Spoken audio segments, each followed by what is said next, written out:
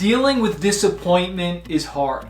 I remember going camping and playing with a bunch of guys from this youth group thing, and we're playing a game called Capture the Flag, where one person has the flag in their domain area, and you have Team A and Team B is trying to protect their flag, and Team A is trying to get it and then bring it back. And I'll never forget at the beginning of the game when we were choosing members and stuff like that and who was going to be on what team. And this was when I was a lot younger and I was really overweight. And I remember when I ended up on this one team and this guy kind of said, he's like, "Oh, we got Greenwood, great." Kind of like we got the fat kid, you know what I mean? And I'll never forget how much that hurt, you know? It really, really hurt me. You're gonna rise.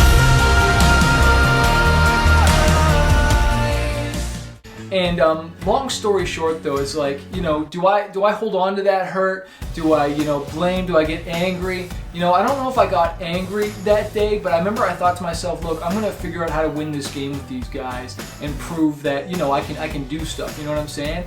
And we ended up winning that game, which was crazy. And I remember kind of like celebrating with that guy, and I don't think he even knew how much that hurt. And I don't think I've ever even shared that story before. But what do you do when you're hurt, when you're disappointed, or people say things to you? Well, you stay in the game and you keep playing, and you give it your all, no matter what. There was another time when I thought I was going to win an award. You know, I thought for sure we got nominated for this Juno Award for one of my albums. I was like, for sure, like, you know, there's no doubt. And this has happened, I don't know how many times with awards. And I'd say like almost every time, I never got the award. I didn't end up winning. It was somebody else. And sure, at first it was just like, man, like this sucks. You know, I didn't get it. And what I've realized is like, you know, disappointment is just like a one-time thing. You don't have to take that identity on and say, okay, well, I'm a failure now and I'm always that way. No, failure is sometimes just like an event, a one-time event. It's not something that keeps happening. You know, it's funny that even though that happened and maybe I didn't win the award, I was still successful in so many other areas of my life. And so sometimes you can get disappointed in one area, but it doesn't mean you take that as an identity and just say blanket it all and that's how it's going to go. No, you keep going and you keep pushing through no matter what. Yes, it hurt, but pain is temporary. And that's where you got to learn to push through the pain. If you want to have success in any area of life, you've got to realize you've got to push through the pain. And one of those things is rejection. That's really what we're talking about here, right? I was rejected when I was playing the game, playing Capture the Flag. I was rejected. Somebody chose someone else to win that award over me. There's been other times where somebody chose a different band to play at a festival or a different show. You know, when I was a kid, you know, how many times did, you know, a girl like somebody else or somebody chose this person instead of me and I got rejected. But guess what? It's just a part of the game, man. You're gonna get rejected. And that's why so many people don't go for their dreams. They don't go into business. They don't step out. They don't make the phone call. They don't walk up to the guy, walk up to the girl. They don't speak their mind because they're afraid they're gonna get shot down, dissed, made fun of. But guess what?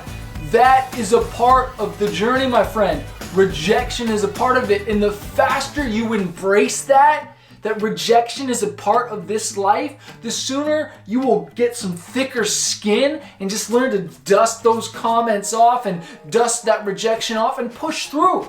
Because I'll tell you, more often than not, it's not actually the rejection that happens in real life. It's more the rejection that we think we're gonna get in our minds that causes us to fear, causes us to be paralyzed, and then we don't take any action at all.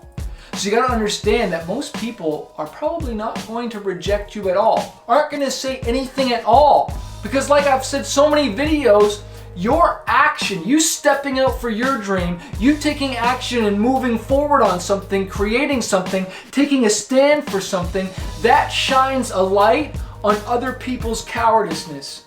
Okay? Your action exposes what people are too afraid to do. And it's a lot easier to sit on the sidelines and criticize someone for what they're trying to do, but yet they're too scared to step out and do it themselves. So I want to encourage you, friend, embrace the rejection, embrace the mistakes, embrace not being chosen, and step out anyways, because you know who's chosen you? God's chosen you.